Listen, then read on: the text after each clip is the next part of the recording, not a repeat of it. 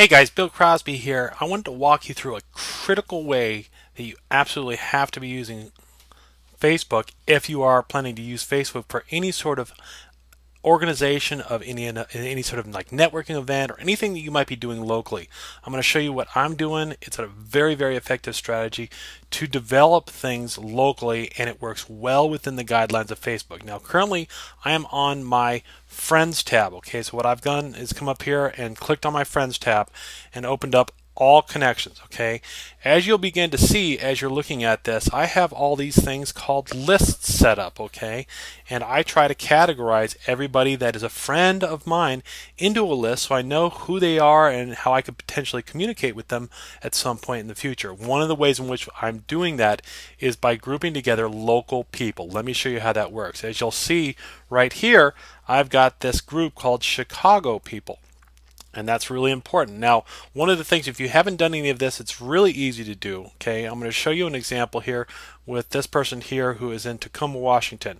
I'm going to add him to a list because currently he's not on a list. Okay, and I have a West Coast list. Okay, so I'll come down here, click on West Coast, and then anytime that I want to communicate with people, then at that point on the West Coast, he'll be in that. I could easily add him to a communication strategy, which I'm going to show you how to do that in just a second. So stay tuned.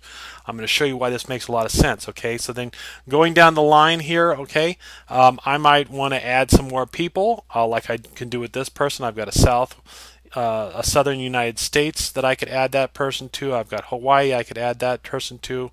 I've got a whole bunch of different things that I could do with that, but I'm actually looking for a friend of mine, and I'm going to pick on Alex here. Okay, he is in my friends folder, but he's also somebody in Chicago, so if I want to add him to Chicago, I can do that. But first thing I want to check though before I do that is come up to my Chicago group, which is, you can see it all opens up here on the left hand side. Okay, I can click on that and see who I have in there. Okay, and I can see that I'm already at 100 connections. Why is that important? Because I can only do mass mailing to 100 or less people. All right, so I want to always keep all of these groups, these lists, under 100 people, and I'll show you why in just a second. So in order to add my buddy Alex to my local Chicago people, I'm going to actually create a new group, a new list, by just clicking right here on this little button that says create list, and hopefully it'll open up quicker than it is right now. Here we go. So I'm going to type Chicago people 2, okay, and create list. It's just that easy. Alrighty, now I can go down to where Alex is. Where'd you go, Alex? Scroll down a little bit too quickly here, getting ahead of myself.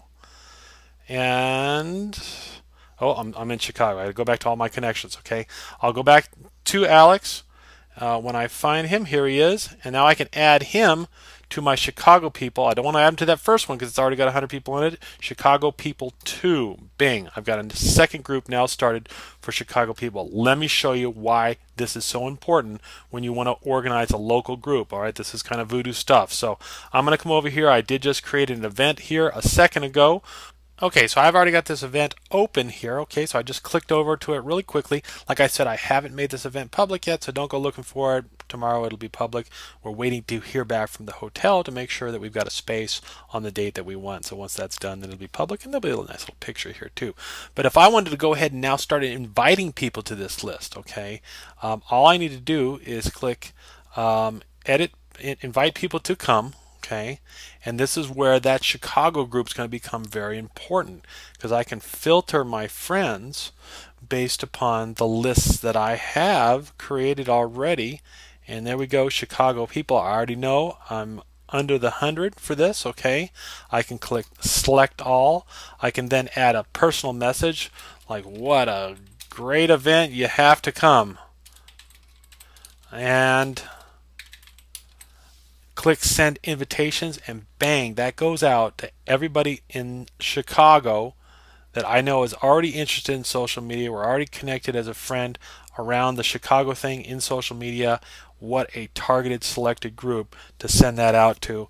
And that's how you can do this and invite massive amounts of people to an event totally within the guidelines of Facebook. Please keep your people well organized in lists. This will work for you all day long. Again, Bill Crosby, thank you so much for joining me. You guys are awesome.